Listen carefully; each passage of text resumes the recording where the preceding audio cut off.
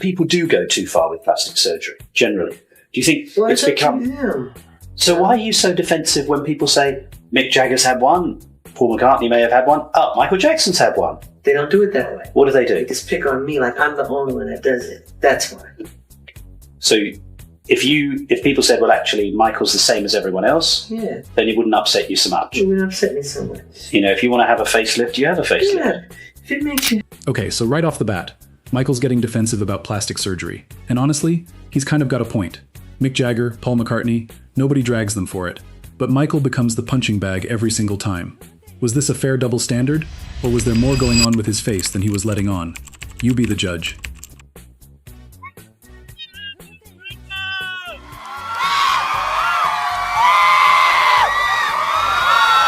You said in that documentary that many children have slept in your bedroom. You said, and I'm going to quote here, why can't you share your bed? The most loving thing to do is to share your bed with someone. Yes. As we sit here today, do you still think that it's acceptable to share your bed with children? Of course. Of course, why not? If you're going to be a pedophile, if you're going to be Jack the Ripper, if you're going to be a murderer, it's not a good idea. That I'm not. That's how we were raised. And I didn't sleep in the bed with the child. Even if I did, it's okay. I slept on the floor. I gave the bed to the child. But given all that you've been through, given the allegations, given the innuendo, why would you put yourself in a position where something like this could happen again? Well, I'm always more cautious, but I would never stop helping and loving people the way Jesus said to. He said, continue to love, always love, bring on the children, imitate the children, not childish, but childlike. This is the moment that changed everything. Michael comparing himself to Jesus, insisting sharing his bed was just love, after everything the public already knew. Was this genuine innocence, or a man who just couldn't read the room anymore? This clip alone split the world in half. That's it! That's it! That's it! All right, please.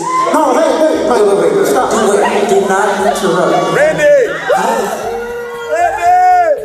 know you're a big brother, but that don't mean nothing. I'm interrupting you. Listen. It was ugly. You know, we can't leave here without doing the first hit song. Come on, man. Walk to the studio. You mean never to say goodbye? No, that's just Michael. They gave us Let's get serious. Let's get serious. What did you make? No, Mike, you're talking about I want you back. Do you want to hear I want you back?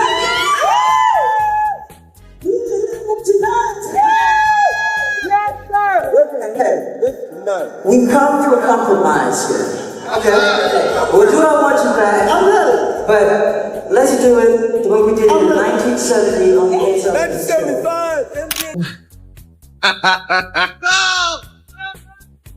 Because every album that I record, I write, like, literally, I'm telling you the truth, I write at least 120 songs every album I do. So I can do the box set and just give them any 2 songs. So I'm leaving Sony a free agent, owning half of Sony. So I own half of Sony's publishing and I'm leaving them, and they're very angry at me because of it. But I just did good business, you know. Tell him! Say it, Michael! Tell the story! But, so, the way they get revenge is to try and destroy my album. But, I've always said, you know, good art never dies. Wait, Michael's claiming he owns half of Sony's publishing? That's the kind of claim that either makes him a genius businessman or a man losing his grip on reality. Either way, he's telling us straight up, Sony's about to come for him. And history shows he wasn't wrong. You gave a power of attorney to Dieter Weisner and Ronald Conitzer when you were under the influence of prescription medication? Could have been, probably. So that's probably? Probably, yes, probably. Were you impaired by the taking of prescription medications or something else at the time you signed these two documents? Could have been. Okay. Is that your best recollection, is that you signed these while impaired, not knowing what they meant? You could maybe say so, but I don't remember them. You weren't impaired by the taking of prescription medication at the time you signed this? Could have been. I don't know. How long during 2003 were you impaired because of the taking of prescription medication? I don't know. Could have been, I don't know. That's Michael's answer, over and over, about signing legal documents while medicated. This is the deposition that exposed just how deep the prescription drug spiral really went. And it only gets heavier from here. Me, Tommy Mottola.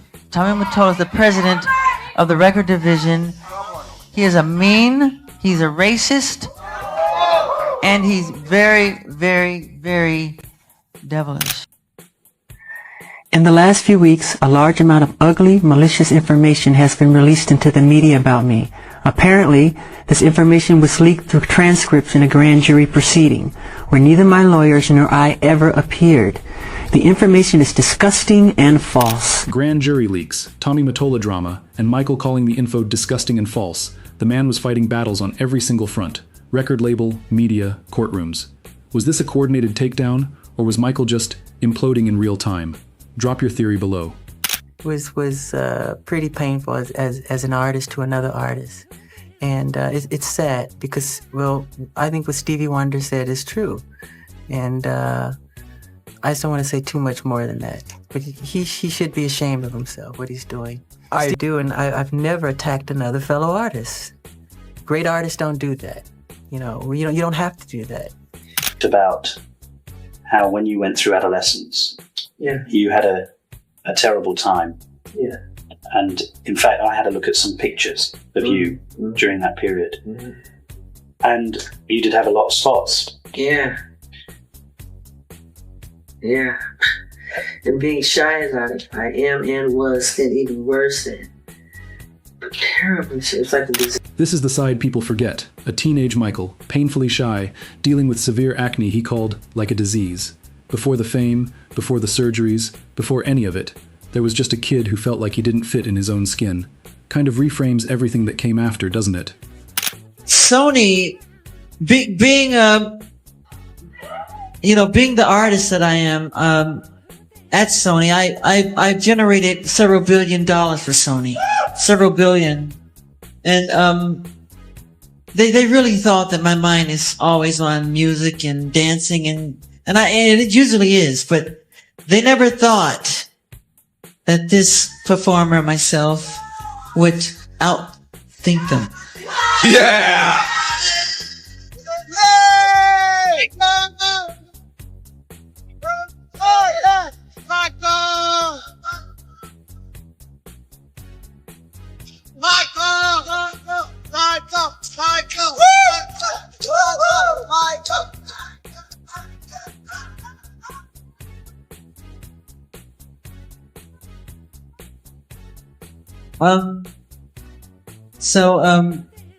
We can't let them get away with what they're trying to do because now I'm a free agent.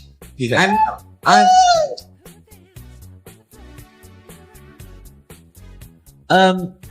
I just owe Sony one more album. It's just a box set, really.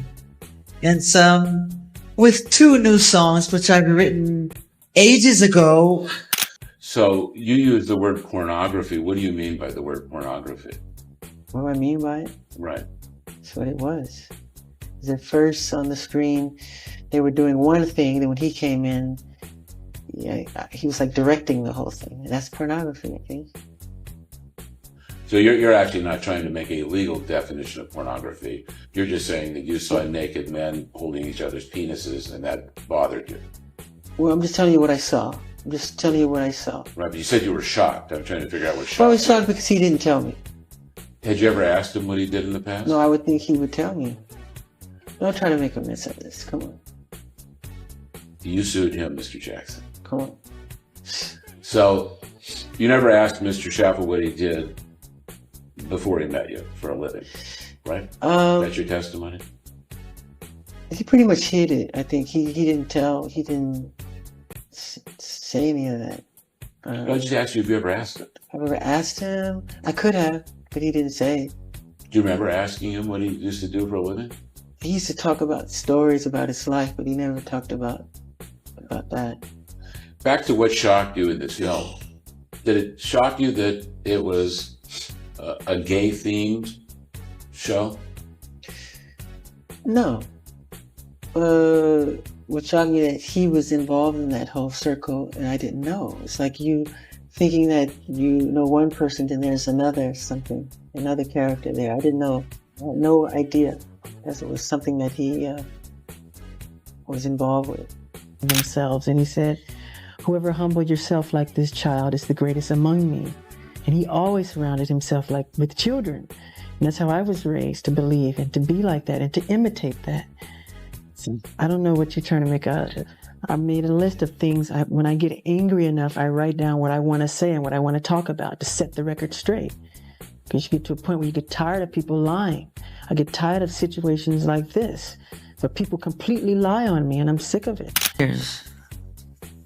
Black artists have been taken advantage of completely. And it's time now that we have to put a stop to this incredible injustice. And like Mrs. Sharpton was saying, people from James Brown to Sammy Davis Jr., some of the real pioneers that inspired me to be the entertainer that I am. These artists are always on tour because if they stopped touring, they would totally go broken. And it's been, the record companies really do conspire against their artists.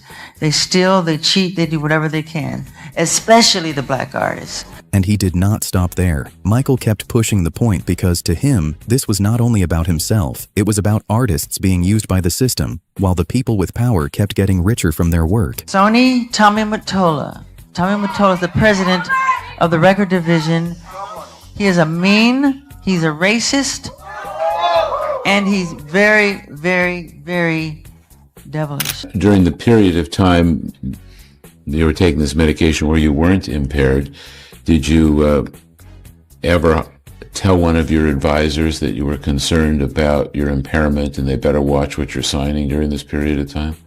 Not that I recall. As of July 3rd, 2003, were you still at times impaired because of the consumption of prescription medication? I'm not sure. It's possible you were still impaired. Could be. And that's the story. From acne and shyness, to billion-dollar business claims, to a legal battle that stripped away every wall he had left. Michael Jackson was more complicated than any headline ever captured. If this breakdown gave you chills, hit like, drop a comment with your take, and subscribe. There's so much more of this story to unpack.